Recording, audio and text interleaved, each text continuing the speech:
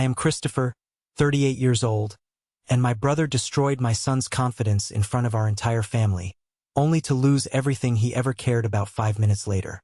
Before I tell you about the instant justice that left him on his knees, let me know where you are watching from in the comments section below. I love seeing how far these stories travel. It was a crisp Saturday afternoon in late October. The leaves were turning that burnt orange color that usually makes me feel peaceful, but on this particular day, my stomach was tied in knots. I was behind the wheel of my Porsche Panamera, driving up the winding driveway to my parents' estate. In the back seat sat my 10-year-old son, Elijah. Elijah is a quiet kid. He has my dark hair and his mother's gentle eyes, but he has a soul that is entirely his own. While other boys his age were obsessed with video games or football, Elijah found his voice in a violin. He had been practicing for 6 months straight for this specific day, our family reunion, which also happened to be my father's 70th birthday. I looked in the rearview mirror.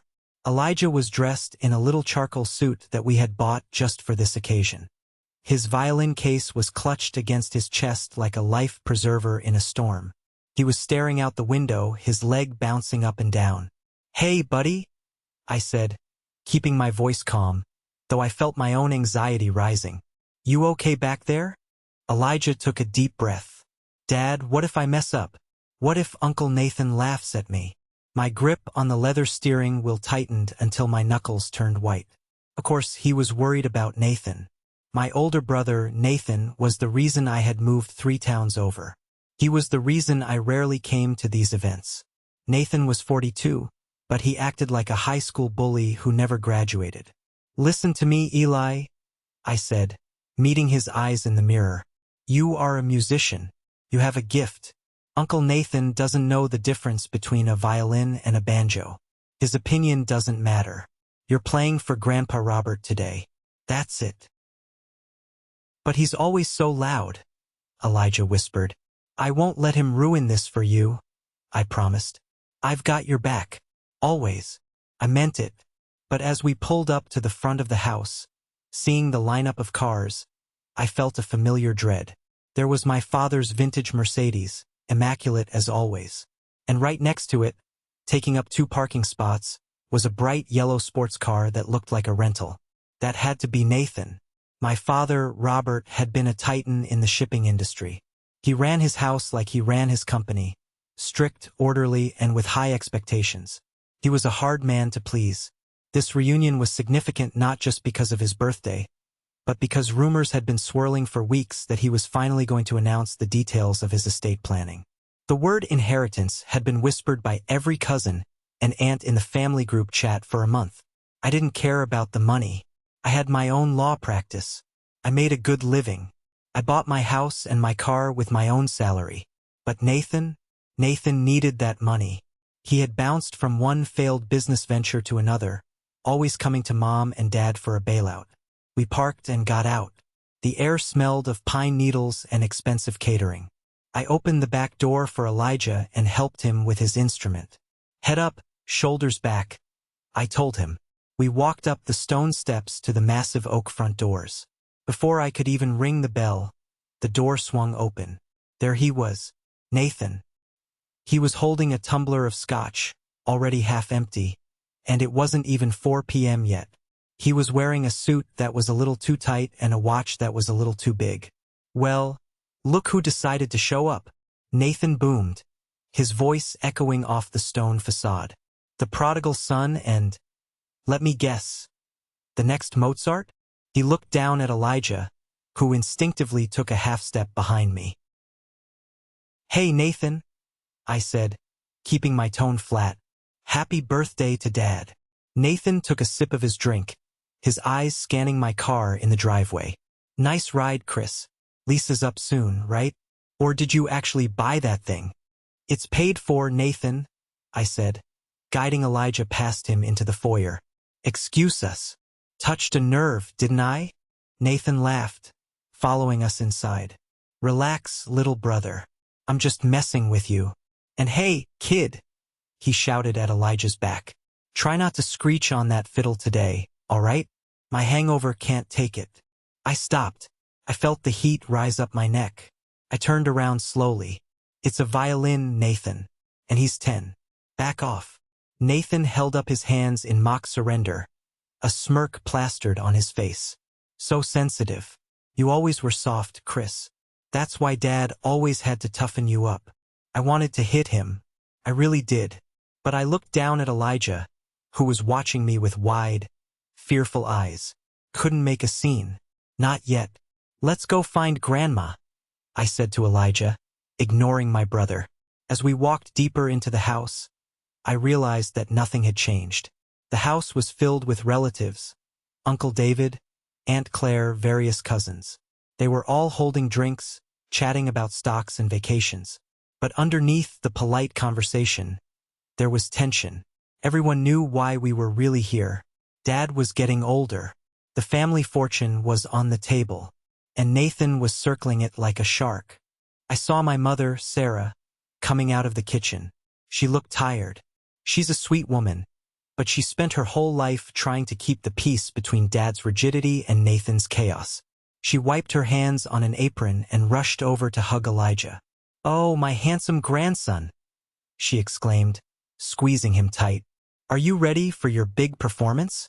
Elijah nodded against her shoulder. "I think so, Grandma." "You'll be wonderful," she said. Then she looked at me, her smile fading slightly. "Chris, try to be patient with your brother today. He's going through a hard time with his investments."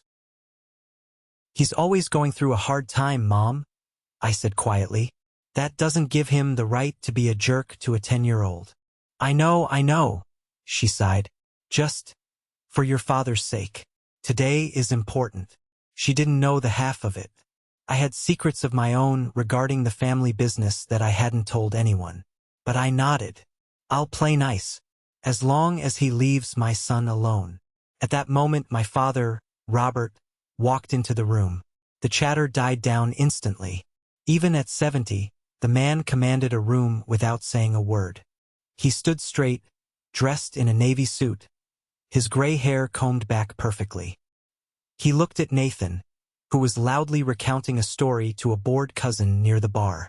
Then he looked at me and Elijah. He walked over to us. He didn't hug. He wasn't a hugger. He extended a hand to Elijah. "Grandson," he said. "Happy birthday, Grandpa," Elijah said, shaking his hand firmly. "Are you prepared?" Dad asked. "Yes, sir." "Good. Music is discipline. Show me discipline today." Then he turned to me. "Christopher, my study. 5 minutes." "Yes, sir," I said. My father turned and walked away. Nathan noticed this interaction. I saw him peering over the rim of his glass, his eyes narrowing. He hated when Dad singled me out. I squeezed Elijah's shoulder. "Stay with Grandma. Don't go near Uncle Nathan. I'll be right back." As I walked toward my father's study, I had no idea that this conversation would be the first domino to fall in the chaos that was about to unfold. The heavy mahogany door of my father's study clicked shut behind me, muting the noise of the party outside. The room smelled of old leather books, lemon polish, and pipe tobacco, the scent of my childhood, or at least the scary parts of it. My father was standing by the window, looking out at the sprawling garden where the caterers were setting up the outdoor stage for the evening's festivities. "Sit down, Christopher," he said, without turning around. I sat in one of the wingback chairs. I felt 12 years old again. It's funny how parents can do that to you, no matter how successful you become in your own right. My mind flashed back to when I was actually 12. It was a Tuesday.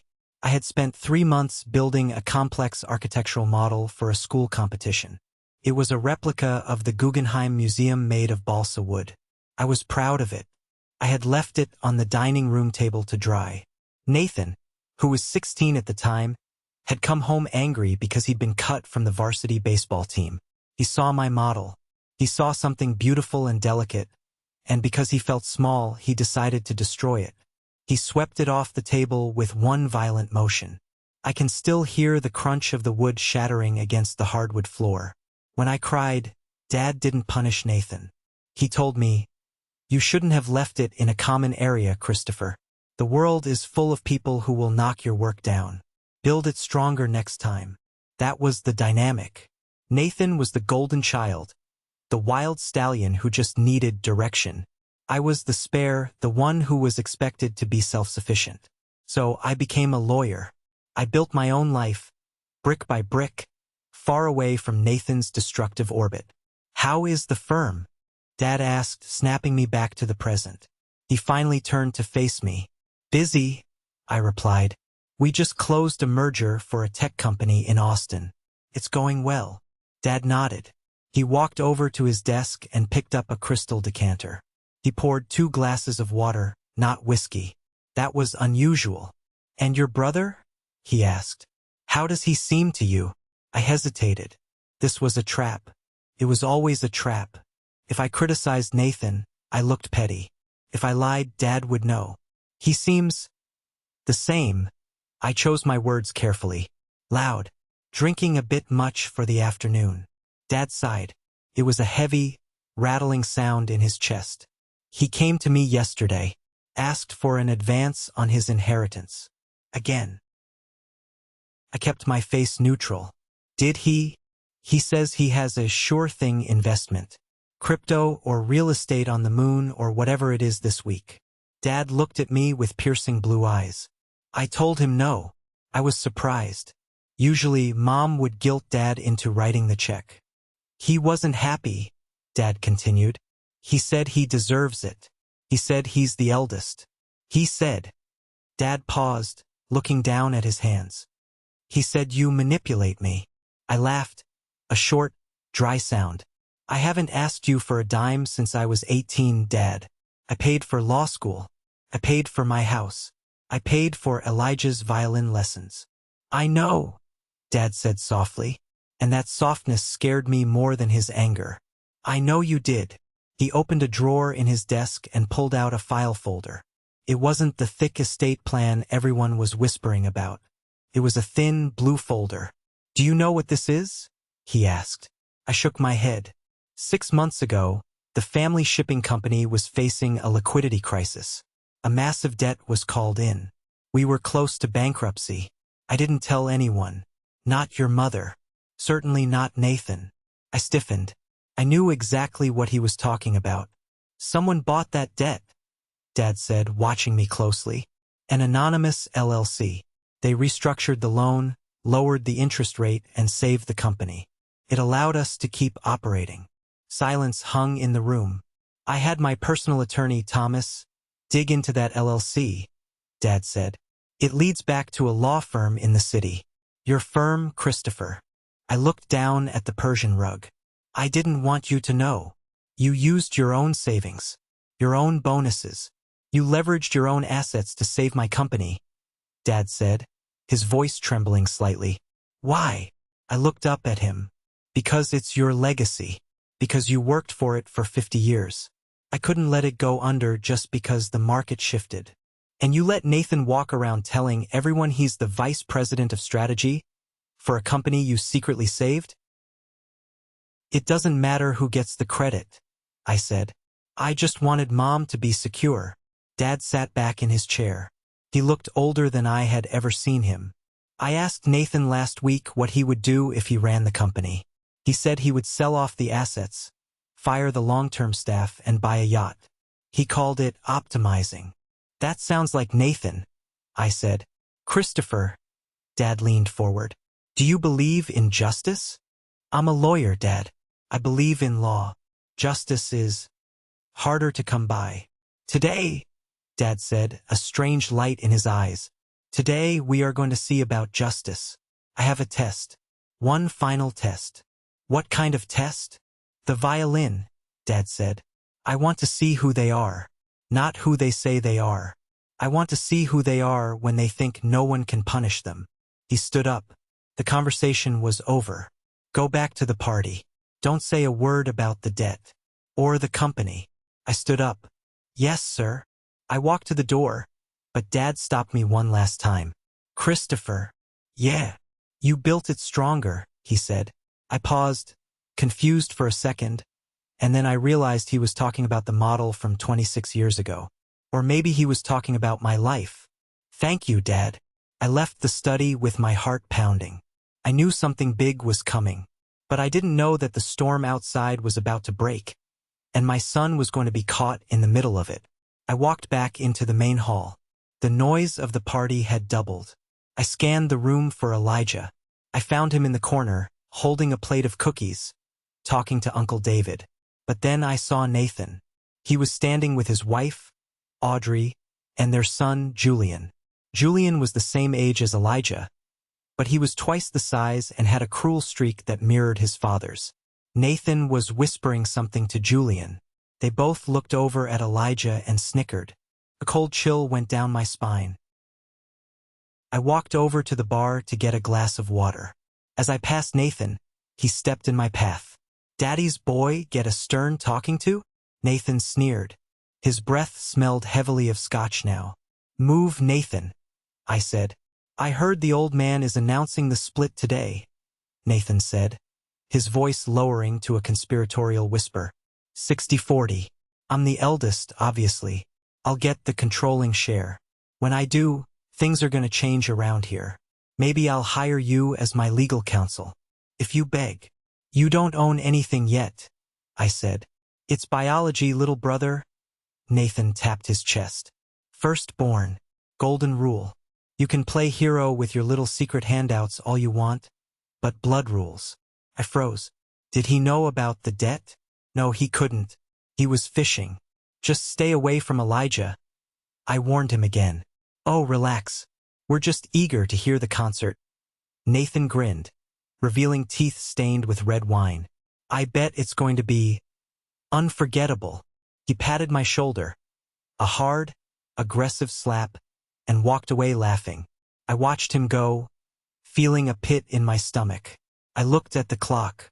5:30 p.m. Dinner was in 30 minutes. The recital was in an hour. I didn't know it then, but the countdown had already begun. The trap was set, and Nathan was walking right into it, dragging my family with him. The dining room was a cavernous space, dominated by a table long enough to seat 30 people. Crystal chandeliers hung from the ceiling, casting a warm, deceptive glow over the family. The air was thick with the smell of roast beef, garlic mashed potatoes, and expensive perfume. We took our seats. As per tradition, Dad sat at the head of the table. Mom sat to his right. Nathan, assuming his self-appointed role as the heir apparent, sat to Dad's left. I sat further down next to Elijah and Uncle David. Nathan's wife, Audrey, sat across from me. She was wearing a diamond necklace that I was 90% sure was fake, or bought on credit card debt that was about to default. She spent the first 10 minutes of dinner complaining about the help at her country club. "So, Nathan," Uncle David asked, trying to be polite as he cut into his steak, "how is business?" This was the opening Nathan had been waiting for. He set down his fork loud enough to make the china rattle. "Business is exploding, David." "Exploding," Nathan announced to the whole table. "I'm actually looking at upgrading the fleet. I've got a deposit down on a Lamborghini Urus. Matte black, something with a little presence." I took a sip of water to hide my scoff. A Lamborghini. He was 3 months behind on his mortgage. I knew this because the bank had called Dad's house looking for him last week, and Mom had answered in tears. "Is that wise?" Uncle David asked dryly. "The market is a bit volatile right now." "Scared money don't make money," Nathan quoted, winking at his son Julian. "Right, sport?" Julian, who was shoving a bread roll into his mouth, nodded. "Yeah, Dad's gonna be rich." Then, Nathan turned his gaze down the table toward me and Elijah. "What about you, Chris? Still chasing ambulances? Or are you pushing papers for the little guys?" "I do corporate law, Nathan. You know that," I said calmly, cutting Elijah's meat for him. Right. Boring stuff. No risk, no reward." Nathan waved his hand dismissively. Then his eyes landed on Elijah's violin case, which was resting safely near the wall. "So, the little maestro is playing tonight," Nathan said, his voice dripping with mock enthusiasm. "Tell me, Chris, how much are those lessons costing you? My buddy says violin teachers charge like they're brain surgeons."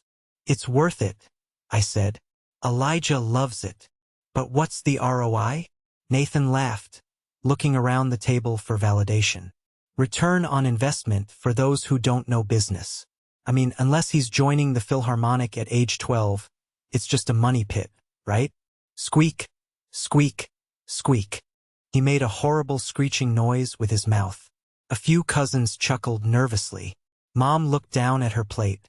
Dad kept eating, his face unreadable. Elijah stopped eating. He put his fork down.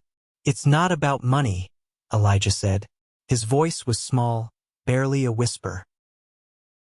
Nathan cupped his ear. What's that? Speak up, boy. If you're gonna be on stage, you got a project. It makes people feel things, Elijah said a little louder.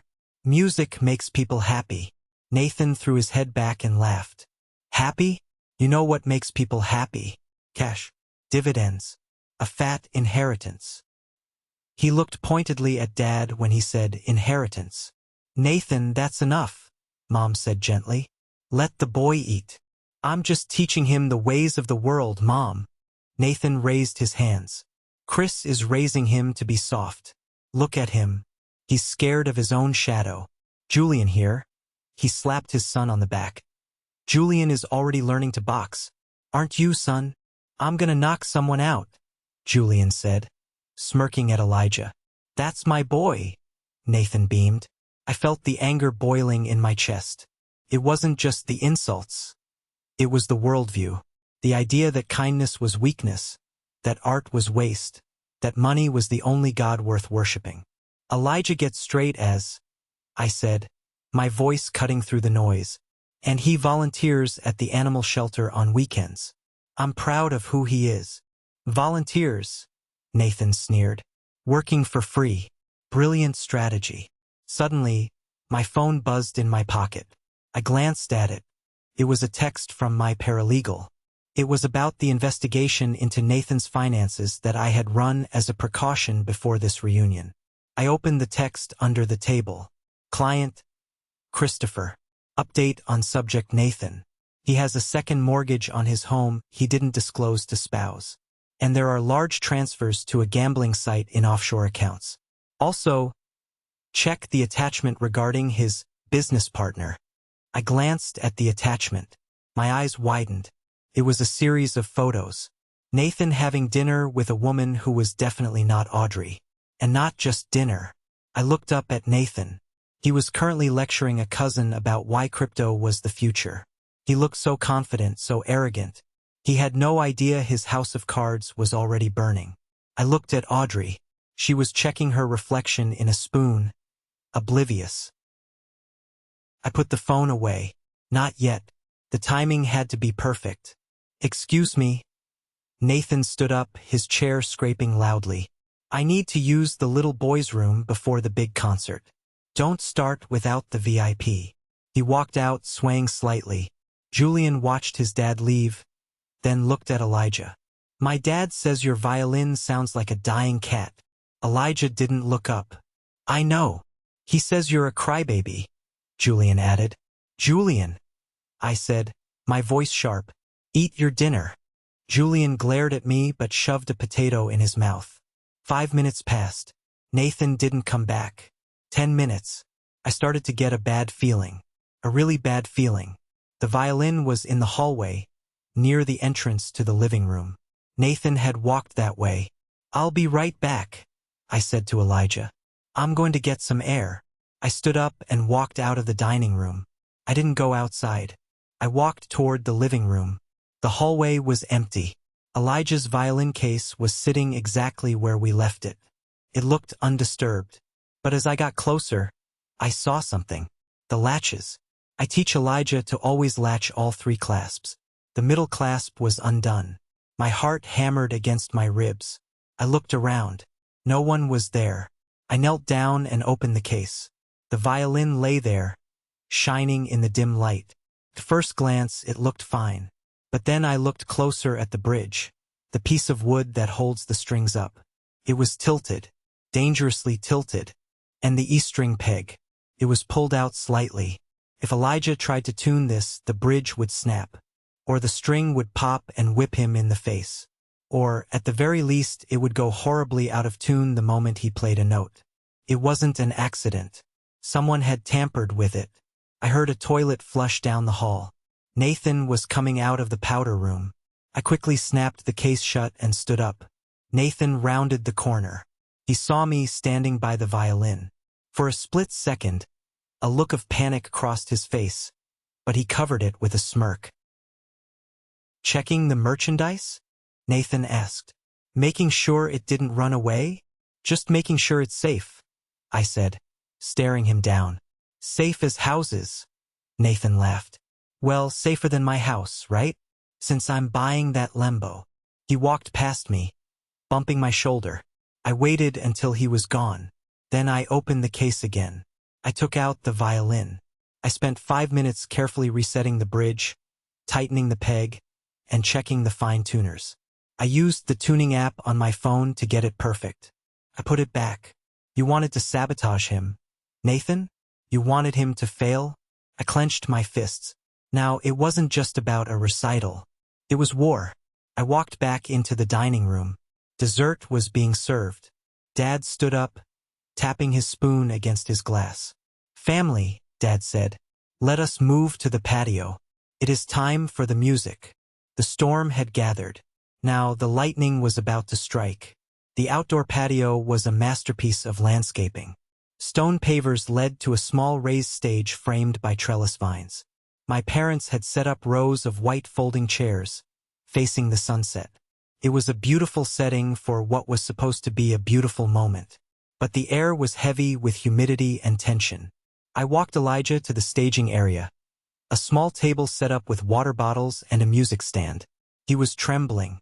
His hands were shaking so much he could barely hold his rosin. "Dad," he whispered, "I feel sick.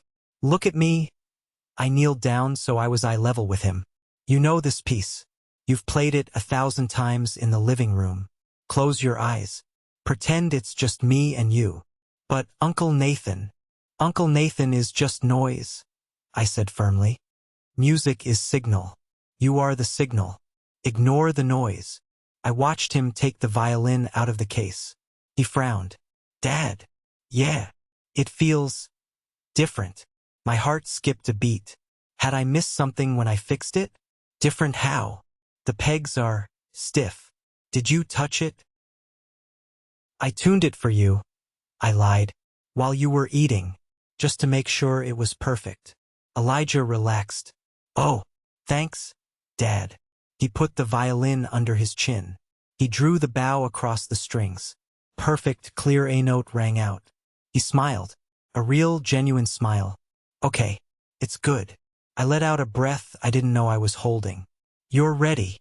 I went to take my seat. The seating arrangement was strategic. Dad and Mom were in the front row center. Nathan and Audrey were in the front row to the left. I was in the second row right behind Nathan. I wanted to be close enough to strangle him if I had to. As I sat down, I saw Nathan lean over to Julian. He whispered something and handed Julian a small bag of peanuts. Julian giggled and shoved the bag in his pocket. What were they planning? "Ladies and gentlemen," Uncle David announced from the stage, "for my brother Robert's 70th birthday, his grandson Elijah has prepared a special performance. Please welcome Elijah." Polite applause. Elijah walked onto the stage. He looked tiny against the backdrop of the massive house and the darkening sky. He adjusted his stance. He lifted the bow. Nathan cleared his throat. Loudly. Sounded like a growl. Elijah flinched. "Start whenever you're ready, kid," Nathan shouted. "We don't have all night." "Shoo," Mom hissed, slapping Nathan's arm. "What? I'm encouraging him." Nathan grinned. Elijah took a deep breath. He closed his eyes. He began to play. The piece was Meditation from the opera Thais. It's a slow, lyrical, incredibly difficult piece that requires emotional maturity. The first note was shaky, but then Elijah found his footing. The sound was hauntingly beautiful. The vibrato was steady. For a moment, the entire patio fell silent, captivated by the music. Even the crickets seemed to stop chirping. I felt a swell of pride so strong it hurt. That's my boy. I looked at Dad.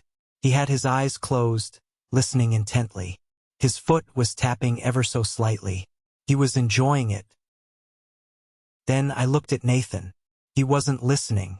He was texting. The bright light of his phone screen was a beacon of disrespect in the dim light. Then he nudged Julian. Julian reached into his pocket. Crunch. The sound of a peanut shell being cracked open was incredibly loud in the quiet moments of the song. Crunch. Crunch. Elijah's bow wavered. Boy, I'm thirsty, Nathan said, in a stage whisper that everyone could hear. This music makes me sleepy. Anyone else sleepy? Audrey giggled. It is a bit of a funeral dirge, isn't it? My blood ran cold. Elijah was entering the crescendo. The high notes. This was the moment. Nathan leaned forward. He put his hands around his mouth like a megaphone. Boring, he whispered loudly. Elijah missed a note. It screeched. Oh, Nathan shouted. There it is. The dying cat. I told you. My ears. My ears are bleeding. He covered his ears and rocked back and forth, mocking genuine pain. Nathan, stop it. Mom pleaded. It's awful, Mom.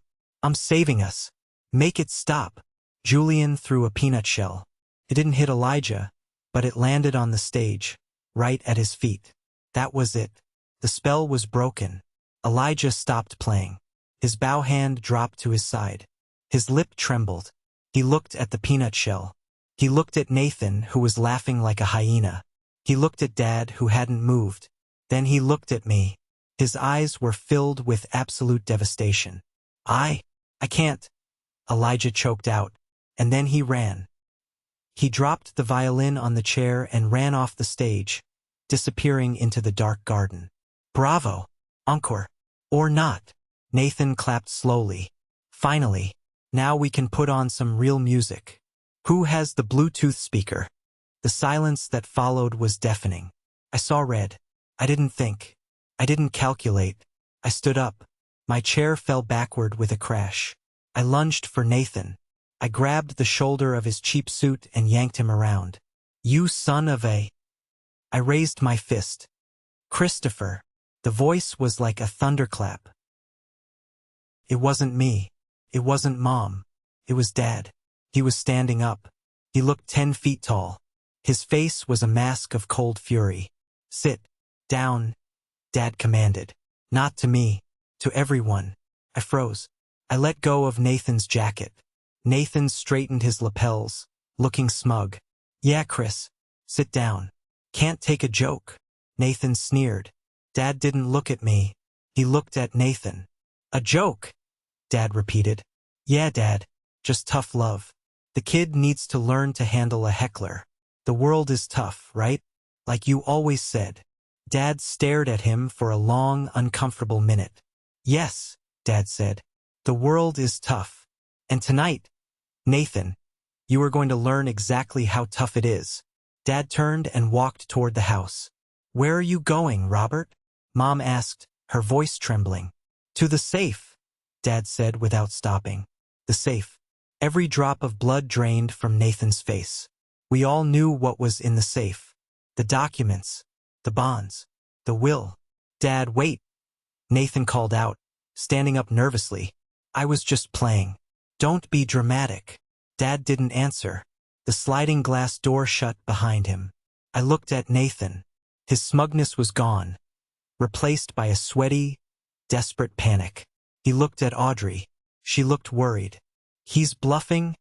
Nathan muttered to himself. He's just scaring me. He wouldn't. I looked at the empty stage where my son had stood. I don't think he's bluffing, Nathan, I said softly. And for the first time in my life, I saw genuine fear in my brother's eyes. The 5 minutes that my father was gone felt like 5 years. The party on the patio had died a sudden, suffocating death. The cousins were whispering in huddled groups. The waiters stopped serving drinks and retreated to the shadows, sensing the domestic violence that was about to erupt. Not physical, but financial violence. I should have gone to find Elijah. My heart was screaming at me to run into the garden and hold my son. but I couldn't move. I was rooted to the spot, compelled to witness what was about to happen. I needed to see this. For Elijah. For 12-year-old me. Nathan was pacing back and forth. He downed the rest of his scotch in one gulp and rattled the ice in the glass. "He's overreacting," Nathan said to Audrey, loud enough for me to hear. "It's the whiskey talking. He's old. He gets sentimental." Audrey looked pale. "Nathan, you said the inheritance was a lock. You said we could pay off the Amex bill next week." "Shut up, Audrey," Nathan hissed. "It is a lock. I'm the eldest. He can't cut me out. It's illegal. Or something." "It's not illegal, Thomas." The family lawyer, who had been quietly sipping wine in the back, spoke up. Nathan whipped around. "Whose side are you on, Thomas?" "I'm on the side of the client," Thomas said calmly. "And the client is Robert." Just then, the sliding glass door opened. Dad walked out. He wasn't holding a gun, but he might as well have been. He was carrying a sleek, black laptop and a thick blue folder, the one from the study. He walked to the stage. He placed the laptop on the small table where Elijah's water bottle still sat. He connected it to the large outdoor TV screen that had been set up for a photo slideshow of his life. "Sit down, Nathan," Dad said. His voice wasn't loud, but it carried across the yard. Nathan sat. He looked like a child called to the principal's office. "You said you were encouraging the boy," Dad said, adjusting his glasses. "You said the world is tough." "It is," Nathan said, trying to regain his bravado. "I'm doing him a favor, toughening him up." "You tampered with his instrument," Dad said. The air left the room. "What?" Mom gasped. "Robert, what are you saying?" "I didn't," Nathan shouted. "That's a lie. Chris is lying to you." "Chris didn't tell me," Dad said. "I saw you." Dad hit a key on the laptop. The big screen flickered to life. It was black and white footage. Grainy, but clear enough. It was the security camera feed from the hallway. The timestamp was 6:15 p.m., 30 minutes ago. On the screen, we saw Nathan walk out of the bathroom. We saw him look around. We saw him kneel down by the violin case. We saw him open it. We saw him twist the pegs. We saw him push the bridge. We saw him laugh to himself. The video played in silence, which made it even more damning. "You!" Mom put her hand over her mouth, tears streaming down her face. "Nathan, how could you?" Nathan stood up, his face red. "I was just checking it. I was tuning it for him." "You don't know how to tune a violin," Dad said coldly. "You were trying to make him fail. You wanted him to be humiliated." "Why?" Nathan didn't answer. He was breathing heavy. "I'll tell you why," Dad said. "Because you are small. Because you are jealous. Because you saw a 10-year-old boy with a talent you will never have, and you wanted to destroy it. Just like you destroyed Christopher's model. Just like you destroy everything you touch." "I'm your son," Nathan screamed. "I'm your flesh and blood." Dad picked up the blue folder. "And that is the only reason you aren't in jail right now," Dad said. "But you are no longer my heir." Dad opened the folder. He pulled out a document. It had a gold seal on it. "This," Dad held up the paper, "was the addendum to my will. It was going to divide my estate 60-40. 60% to you, Nathan, because I knew you needed the help. Because I knew you couldn't survive on your own." Nathan's eyes bulged. 60%? Dad, please. "I signed a new version in the study 5 minutes ago," Dad said. He ripped the paper in his hand. The sound of tearing paper was the only sound in the world. He tore it once, twice. Then he let the pieces fall onto the stage floor, right where the peanut shell lay. "The new distribution is as follows," Dad announced. 100% of my liquid assets, my stocks, and the company shares are going into a protected trust." "For Chris," Nathan spat. "You're giving it all to the golden boy?" "No," Dad said. "Chris doesn't need my money. He made his own." Dad looked at me with a nod of respect. "The trust is for Elijah," Dad said, "to be administered by Christopher until Elijah is 25. It will cover his education, his music conservatory, his life. And me, Nathan whispered. What about me? Dad looked at his eldest son with a look of profound pity. You get the house you are currently living in, Dad said.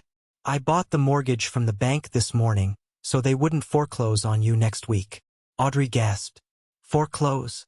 Yes, Dad continued. I own your house, Nathan. You can live there, rent-free, but you cannot sell it. You cannot borrow against it. And if you ever treat a member of this family with disrespect again, I will evict you. Nathan looked like he had been shot. He slumped back in his chair. Dad, you can't do this. I have debts. I have people I owe money to.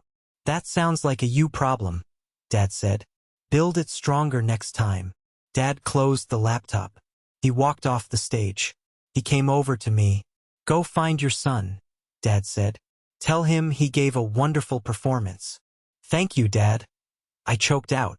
I turned to go, but I saw Nathan. He was sitting there, shaking. He looked up at me with pure venom. You planned this? Nathan hissed at me. You poisoned him against me. I stopped. I looked at this man who had tormented me for 30 years. I looked at the man who made my son cry. I walked over to him. I leaned down just like I did with Elijah, so I was eye level. I remembered the text message, the photos, the final nail in the coffin. I didn't plan anything, Nathan, I whispered so only he could hear. But since we're sharing secrets, I leaned closer to his ear. Dad knows about the gambling, I whispered. But Audrey doesn't know about the woman in the red dress at the casino last Thursday. Nathan froze. He stopped breathing. I just forwarded the pictures to Audrey's phone, I whispered. Check the timestamp. Nathan's eyes darted to his wife beside him. At that exact moment, Audrey's phone pinged loudly in her purse. She reached for it. Nathan looked at me. His eyes rolled back in terror. He fell from his chair onto the stone patio. He literally fell to his knees. Please, he mouthed at me. I stood up. I straightened my tie. Enjoy the rest of the party, brother, I said. I turned and walked into the garden to find my son. Behind me, I heard Audrey scream, Who is SHE, Nathan? And in that scream, I heard the sound of justice. I found Elijah sitting on a stone bench near the koi pond, hidden behind a row of hydrangeas. He wasn't crying anymore, but he was staring at the water with a hollowness that broke my heart. His violin lay in its case next to him, shut tight, like a coffin for his passion. The sounds of the party, or rather, the sounds of the party imploding, were faint from here. I could hear Audrey's shouting and Nathan's desperate pleading, but to Elijah, it probably just sounded like more noise. I sat down next to him. I didn't touch him. I just sat. I messed up, Elijah said, throwing a pebble into the water. No, I said. You didn't. I stopped playing. A professional doesn't stop. A professional also doesn't have a hyena screaming in the front row, I said. Elijah looked at me. Did Grandpa hate it? Grandpa loved it, I said. He loved it so much that he just fired Uncle Nathan. Elijah's eyes went wide. Fired him from what? From everything, I said. From the money, from the bullying, from ever making you feel small again. I reached into my pocket and pulled out my phone. I had recorded the first half of the performance before Nathan ruined it. Look at this. I played the video. On the small screen, Elijah looked poised. The sound was clear. The vibrato was perfect. You see that boy? I pointed at the screen. That boy is talented. That boy has guts. That boy is my son. Elijah watched himself. A small smile tugged at the corner of his mouth. I sounded okay, he admitted. You sounded better than okay. You sounded expensive, I joked. Which is good, because Grandpa just put $5 million into a trust fund for your music school. Elijah dropped the pebble. 5 million. Yep, that means you can go to Juilliard. You can go to Vienna. You can buy a Stradivarius if you want. But more importantly, it means Uncle Nathan can never tell you you're worthless again. Because you, my son, are now the main investor in this family. Elijah looked back at the house. The shouting had stopped. A car engine roared to life, the rental sports car, and tires screeched down the driveway. Nathan was fleeing the scene. Is he gone? Elijah asked. Yeah, I said. He's gone. Good, Elijah said. He picked up his violin case. Can we go home? I want to play without shoes on. Absolutely, I said. We walked back to the car. As we passed the patio, I saw the aftermath. The guests had mostly dispersed, fleeing the awkwardness. Dad was sitting on the stage in the exact chair Elijah had used. He was holding a glass of wine, looking at the moon. Mom was sitting next to him, holding his hand. She looked sad, but relieved. Audrey was gone. Presumably she took an Uber, or maybe she took my mother's car. Nathan had left alone. I walked up to Dad. We're heading out, I said. Dad looked at me. He looked tired, but lighter. Take the boy home, Dad said. Bring him back next Sunday. For lunch. Just us. No Nathan. We'll be there, I said. Dad looked at Elijah. Good bowing arm, son. Strong. Elijah beamed. Thank you, Grandpa. We walked to the Porsche. I buckled Elijah in. I put the violin in the trunk, carefully this time. As I drove down the long driveway, leaving the estate behind, I felt a sense of peace I hadn't felt in years. The toxic cloud that had hung over my family for decades had finally broken. Took a violin solo to do it, but the storm was over. Dad, Elijah asked from the back seat. Yeah, buddy? I think I want to learn the cello too. I laughed. Let's stick to one instrument for now. But hey, you've got the budget for it. I looked in the rearview mirror. Elijah was asleep before we hit the highway. The drive home that night was the quietest hour of my life, but it was a silence I welcomed. It wasn't the heavy, suffocating silence of secrets kept or words swallowed. It was the clean, crisp silence of a storm that had finally broken. Elijah slept in the back seat, his breathing rhythmic and deep, clutching his violin case even in his dreams. I kept glancing in the rearview mirror, not to check for traffic, but just to reassure myself that he was okay, that we were okay. My phone started buzzing in the center console about 20 minutes after we hit the interstate. I didn't need to look at the caller ID to know who it was. The family group chat, which usually consisted of Mom sharing recipes and Aunt Claire sharing conspiracy theories, was blowing up. I ignored it. I ignored the calls from unknown numbers, which I assumed were Nathan trying to find a lifeline. I just drove. I wanted to put as many miles between my son and that toxic patio as possible. When we finally pulled into our driveway, the motion sensor lights flickered on, illuminating the basketball hoop Elijah rarely used and the oak tree he loved to climb. It was a modest house compared to my parents' estate, but it was ours. It was paid for with clean money. It was a home where no one had to be afraid of being mocked for who they were. I carried Elijah inside. He was dead weight, exhausted from the adrenaline crash. I tucked him into his bed, taking his shoes off, and placed the violin on his dresser. I stood in his doorway for a long time, listening to the house settle. I went downstairs and poured myself a glass of water. I sat at the kitchen island and finally looked at my phone. 42 missed calls, 30 texts, 1 voicemail from Audrey. I hesitated. Part of me wanted to delete it. I had done my part. I had delivered the truth, the whisper that shattered Nathan's facade. But I needed to know if it stuck. I needed to know if the threat was truly neutralized. I pressed play. Chris. Audrey's voice was unrecognizable. It wasn't the shrill country club tone she usually used. It was flat, cold, deadly. I saw the photos. I saw the bank transfers you sent. Don't think this makes you a hero. You should have told me sooner. But, thank you. I kicked him out. He's sleeping in his rental car. If he tries to call you, tell him his clothes are on the lawn. And Chris, tell your father I'm hiring a shark. I'm taking everything that isn't nailed down. The message ended. I felt a pang of sympathy, but it was fleeting. Audrey had enabled Nathan for years. She had laughed when he mocked Elijah. She had enjoyed the lifestyle his lies provided. Now that the curtain was pulled back, she wasn't a victim. She was just another creditor coming to collect. The next morning, Sunday, I woke up early to make pancakes. I wanted Elijah to wake up to the smell of normalcy. But the peace didn't last long. Around 9 a.m., there was a pounding on my front door. It wasn't a knock. It was a battering. I knew who it was. I told Elijah to stay in his room and put his noise-canceling headphones on. Just play your video games, buddy. Dad has to handle some business. I walked to the door. Through the frosted glass, I could see a disheveled silhouette.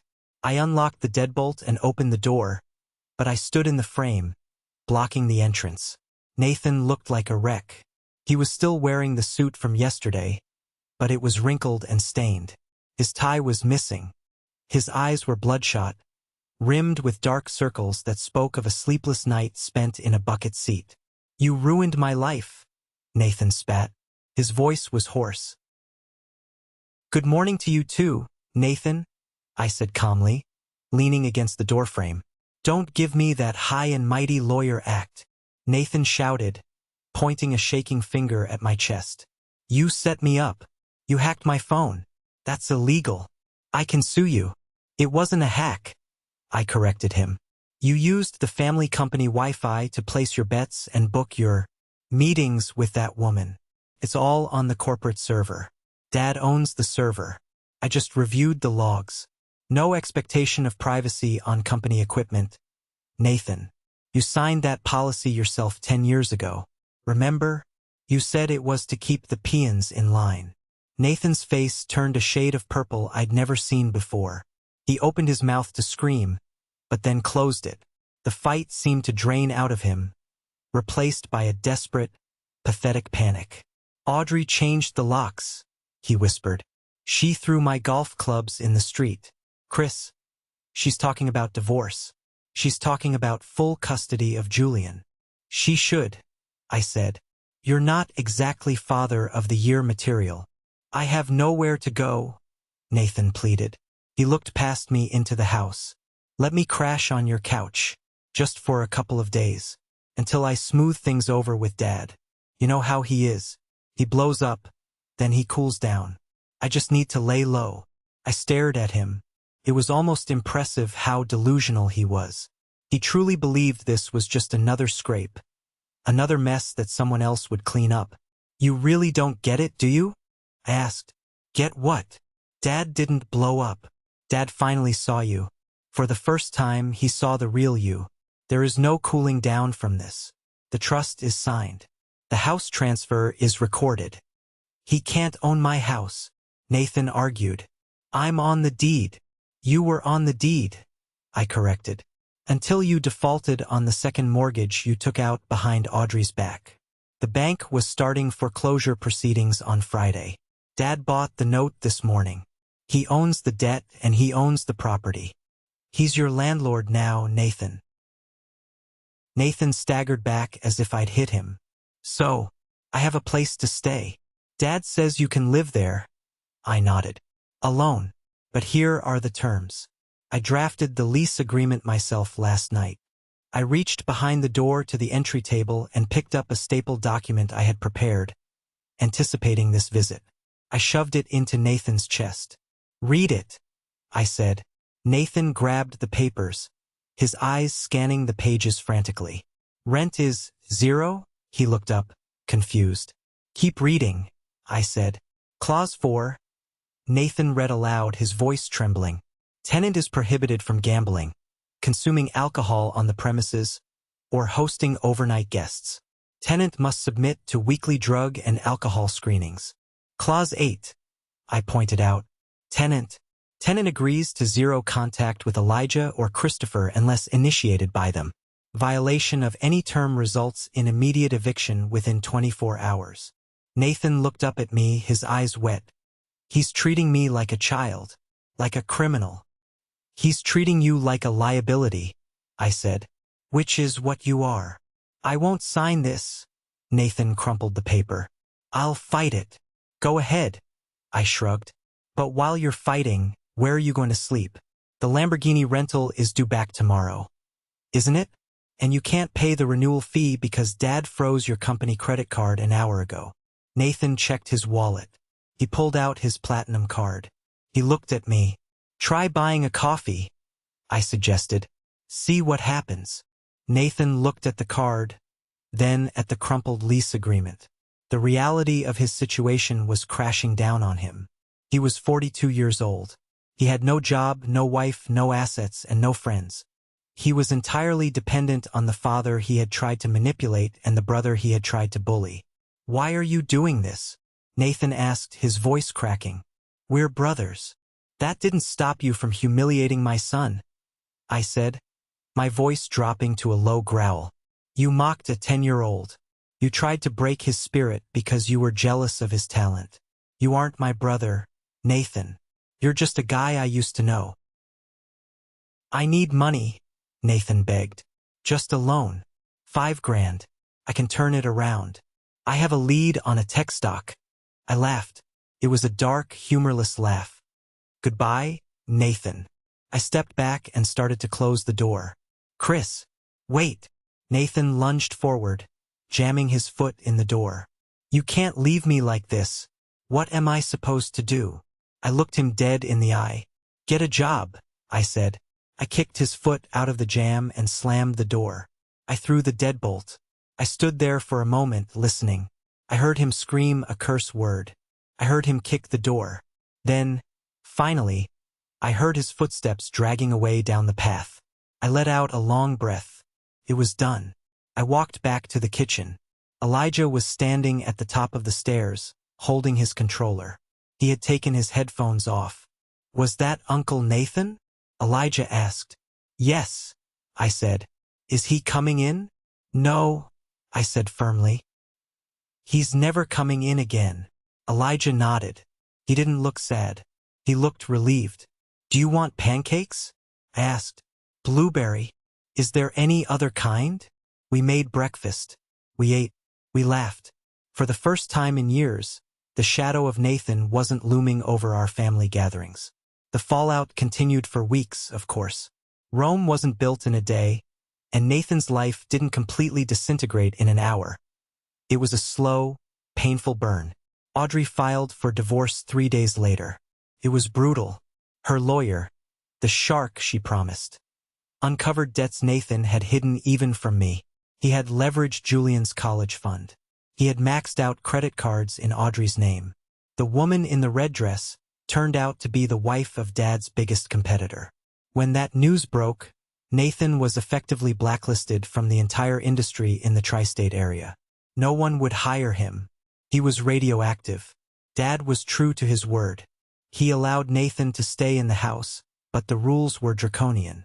Dad installed cameras. He monitored the internet usage. He treated Nathan exactly as Nathan had acted, like an irresponsible child. I visited Dad a week later to finalize the trust paperwork for Elijah.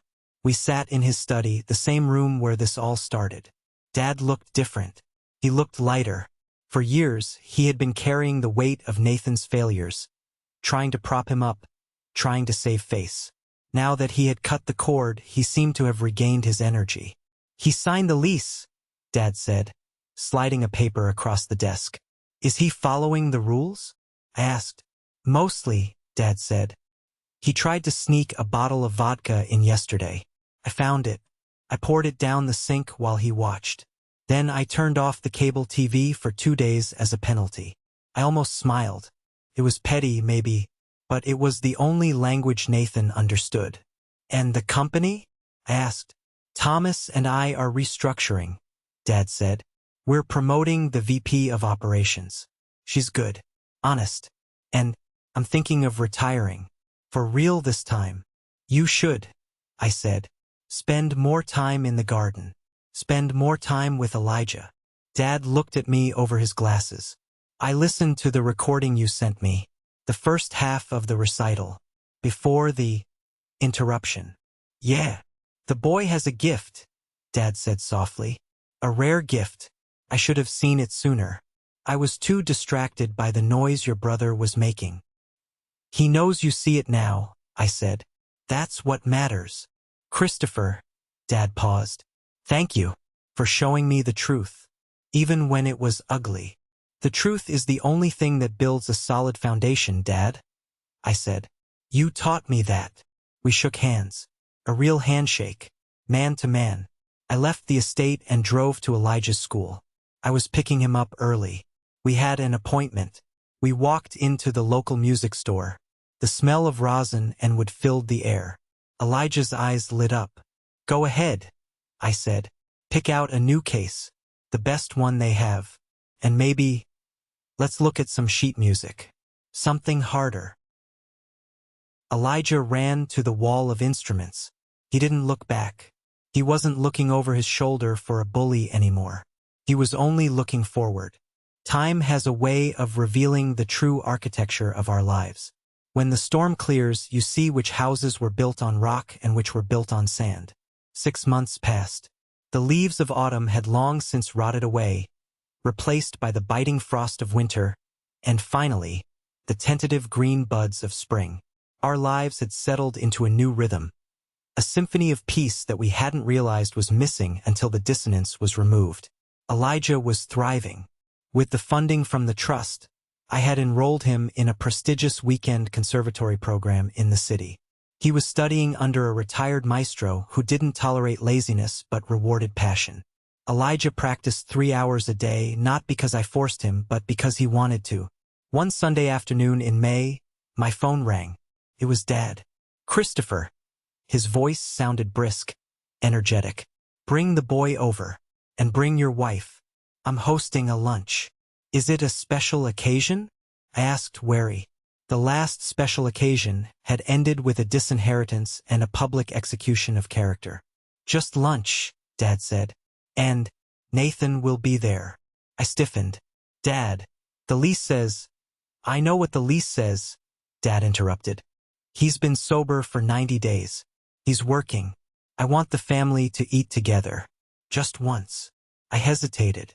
I don't know if Elijah is ready for that. I won't force it, Dad said. But I think it would be good for Nathan to see what he lost. And good for Elijah to see that the monster has no teeth. I talked to Elijah. Surprisingly, he shrugged. It's okay, Dad. Grandpa will be there. You'll be there. You sure? Yeah. Besides, I learned a new piece.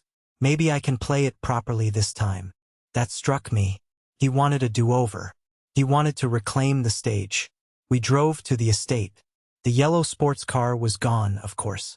In its place, parked far to the side near the garage, was a beat-up, 10-year-old Honda Civic. That's Nathan's car? Elijah asked. Looks like it, I said. We walked inside. The house felt different. Lighter.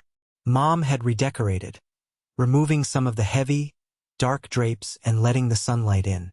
We found Nathan in the kitchen. He wasn't holding a drink. He was wearing an apron. He was chopping vegetables. He looked smaller. He had lost weight. His hair was thinning, and without the expensive dye jobs, the gray was showing. He looked his age, maybe older. Hello, Nathan, I said. Nathan flinched. He put the knife down and wiped his hands on a towel. He turned around. He couldn't meet my eyes. Hey, Chris. His voice was quiet, subdued. Hey, Elijah. Elijah stood next to me, holding his violin case.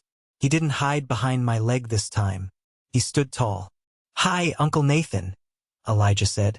Helping Mom with lunch? I asked. Yeah. Nathan nodded. Dad says if I want to eat, I have to work. No free lunch, right? He tried to smile, but it was a weak, fractured thing. We sat down to eat. It was surreal. The man who had terrorized the table 6 months ago was now passing the bread rolls with trembling hands. I learned that Nathan was working at a warehouse driving a forklift. Dad had pulled some strings to get him the interview, but made it clear that if he was late once, he was fired. It's honest work, Nathan mumbled, staring at his plate. My back hurts, though. Good for the character, Dad said from the head of the table. He didn't say it with malice. He said it like a doctor prescribing a bitter medicine. Audrey wasn't there, obviously. Julian wasn't there either. Audrey had full custody. Nathan was allowed supervised visits every other Saturday, provided he passed a breathalyzer test. He hadn't seen his son in a month because he couldn't afford the supervision fees. The dynamic had completely shifted. Nathan was no longer the golden child. He was the cautionary tale. After lunch, Dad cleared his throat. "Elijah," Dad said, "I believe you brought your instrument." "Yes, sir," Elijah said. "Would you do us the honor?" Dad asked. "The patio is open. The weather is perfect." Nathan went pale. He looked at the door, clearly wanting to run. "Sit down, Nathan," Dad said softly. "You need to hear this." We moved to the patio. The same chairs, the same stage, the same garden. But the air was different. Elijah walked up to the stage. He opened his case. He took out his violin. He tuned it. He checked the bridge. He looked at me and winked. Then he looked at Nathan. "This is Introduction and Rondo Capriccioso," Elijah announced. "It's about resilience." He began to play.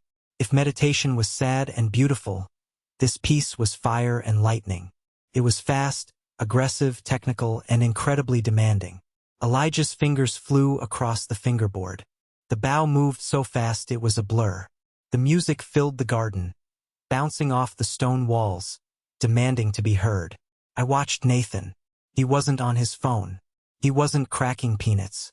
He was staring at Elijah with his mouth slightly open. I saw tears in Nathan's eyes. Not tears of joy, tears of regret, tears of realization. He was finally seeing what he had thrown away.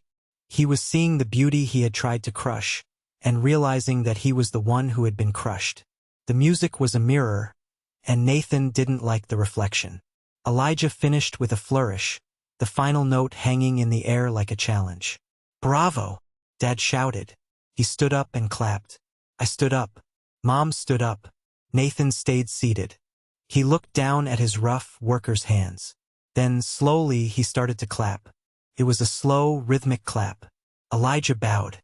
He walked off the stage. He walked right up to Nathan. "Did your ears bleed this time, Uncle Nathan?" Elijah asked. It wasn't said with hate. It was an honest question. Nathan looked up at the 10-year-old boy. He shook his head. "No," Nathan whispered. "No, Elijah. It was beautiful." "Good," Elijah said. "I'm glad." Elijah walked away to get a cookie. I stayed on the patio with Nathan. "He's better than I ever was at anything," Nathan said to the air. "He works harder than you ever did," I replied. "I lost everything, Chris." Nathan looked at me. "Audrey, Julian, the money, the reputation. I'm stocking shelves for minimum wage. I'm 43 next week. You have a roof over your head," I said. "You have food. You have a chance to start over. That's more than most people get." "Does it ever get better?" Nathan asked. "Does Dad ever forgive?" I looked at our father, who was laughing with Elijah near the rose bushes. "Dad forgives," I said, "but he doesn't forget. You have to build it back, Nathan, brick by brick, and it's going to take a long time." "I don't know if I can," Nathan said, burying his face in his hands. "Then don't," I said. "Quit. Give up. Prove him right. Prove that you're nothing without his money." Nathan looked up, a flash of anger in his eyes. The old spark. "I'm not nothing," he gritted out. "Show me," I said. I turned and walked away. I didn't offer a hand. I didn't offer a loan. I offered him the truth. That was the only kindness left to give. The sun began to set, casting long shadows across the lawn. I stood by the koi pond watching the water ripple. My life had changed so much in 6 months. I used to be the spare, the quiet one, the one who stepped aside. Now I was the pillar. I was the guardian of the legacy, not the money, but the values. I realized that inheritance isn't about what you leave in a bank account. It's about what you leave in people's heads. Nathan had inherited entitlement, and it destroyed him. Elijah was inheriting discipline and love, and it was making him fly.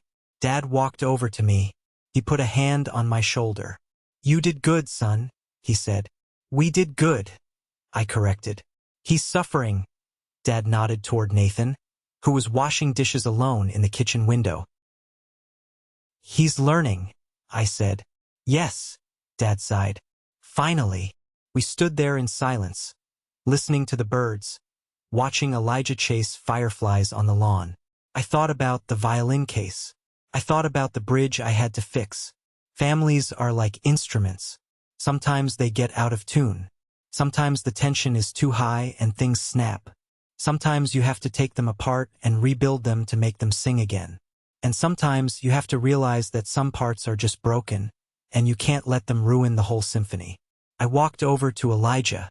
He was holding a jar with a firefly inside. Look, Dad, he whispered. It makes its own light. Yeah, buddy? I smiled, ruffling his hair. It sure does. Can we let it go? Elijah asked. I don't want to keep it in a jar. Let it go, I said. He opened the lid. The firefly buzzed for a second, confused, then took flight, spiraling up into the dark blue sky, a tiny spark of defiance against the night. We watched it go until it disappeared among the stars. Ready to go home? I asked. Yeah, Elijah said. I have practice tomorrow. You never stop, do you? Nope, Elijah grinned. Grandpa says consistency is key. Smart man, your grandpa. We walked to the car. I looked back at the house one last time. I saw Nathan in the window watching us leave. He raised a hand in a hesitant wave. I didn't wave back. Not yet. But I nodded. Acknowledgement. That was all he got. That was all he had earned. As I drove down the winding road, leaving the estate behind, I felt a profound sense of gratitude. Not for the money or the vindication or the victory, but for the simple fact that I had broken the cycle. My son would never be the bully. He would never be the victim. He would just be himself. And that was an inheritance worth more than any trust fund. This story isn't just about a violin or a greedy brother. It's about the silent battles we fight to protect the ones we love. It's about the courage it takes to stand up to toxic family members. Even when blood is thicker than water, we often stay silent to keep the peace. But as my father showed, sometimes you have to wage a war to find true peace. I learned that enabling bad behavior isn't love. It's fear. My parents loved Nathan, but they hurt him by never letting him fail. It took a catastrophe for him to finally start growing up at 42.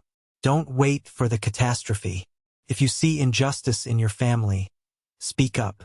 If you see a child being dimmed by an adult's insecurity, shine a light on it. Be the person who fixes the bridge on the violin.